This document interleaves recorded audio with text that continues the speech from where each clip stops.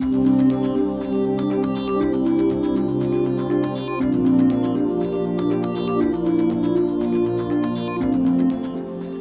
my name is Jason Emerson. I am currently a student at Kaiser University, and the Osceola County Council on Aging has asked me to speak with you today about diabetes and help raise your awareness about food. Being diabetic can put a damper on the moment. Always having to think about what you can eat can get you down. Well, brighten up the day with some bright colored vegetables and cook them in one of many ways. Today I will prepare 4 vegetables 4 different ways. We all know vegetables are good for us, but they can be so bland. If you normally eat your vegetables raw, why not try them sauteed, baked, roasted, or grilled? Cooked vegetables helps bring out new flavors, and adding in small dabs of oil will please your taste buds as well. You can also add your favorites together to enhance your eating experience even more. Take multiple vegetables and combine them together so that you get a different taste experience as you're eating your meal.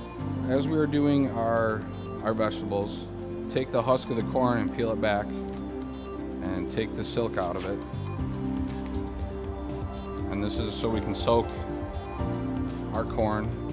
So we're gonna let that soak for about 20 minutes. We're also gonna be grilling broccoli, so we'll take a little lemon juice and a little olive oil and put it in a baggie,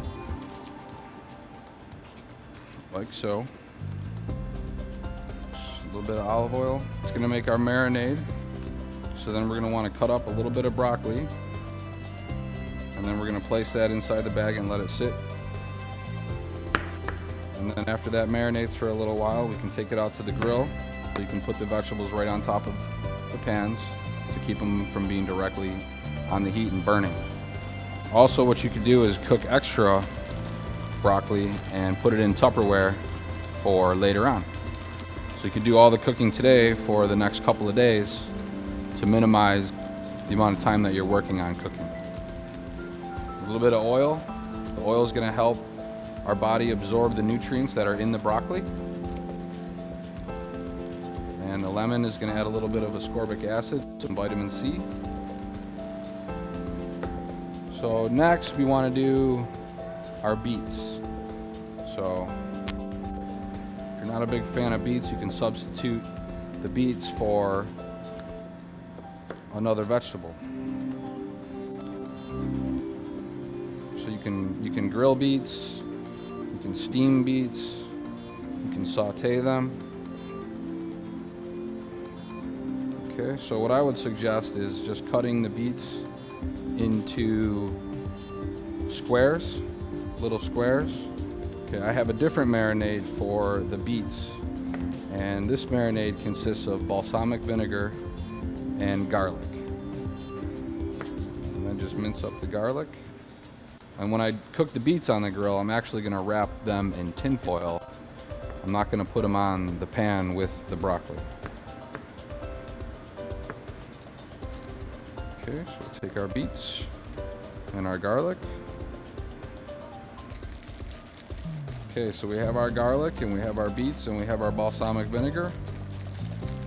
We're just gonna push it around a little bit to get everything worked in. So now we have our broccoli and our beets ready for the grill. And asparagus is gonna be very simple. We're just gonna grill them without adding anything. So basically just take your asparagus, cut the ends off, and then these are ready to go on the grill. Taking the broccoli out of the marinade, it's been in there long enough, and putting it on the pan to take it out and grill it. Then we want to take the beets and put them inside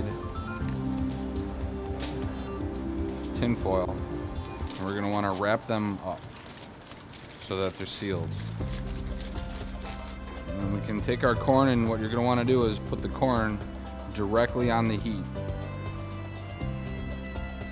And you cook it on one side for about 12 to 13 minutes. Just leave it alone. And then you're going to come back and you're going to flip it over and cook it on the other side for another 12 or 13 minutes. And what the water does prevents the husks from burning. So you want to soak it in the water before you put it on the grill.